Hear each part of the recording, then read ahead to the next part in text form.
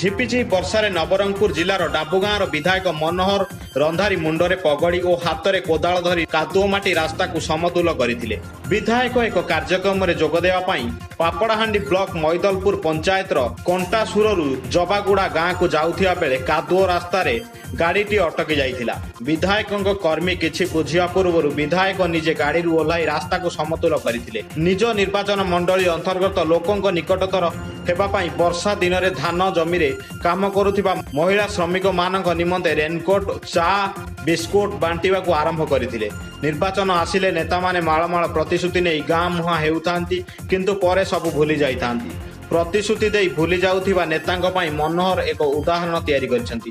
ସେ ସମୟରେ ମନୋହର ନବରଙ୍ଗପୁର ବିଧାନସଭା ନିର୍ବାଚନର ବିଧାୟକ ଥିଲେ, କିନ୍ତୁ ଚଳିତ ନିର୍ବାଚନରେ ଡାବୁଗାଁ ନିର୍ବାଚନ ମଣ୍ଡଳୀରେ ବିଜେଡି ଟିକେଟରେ ନିର୍ବାଚନ ଲଢ଼ି ବିଜୟ ହାସଲ କରିଥିଲେ।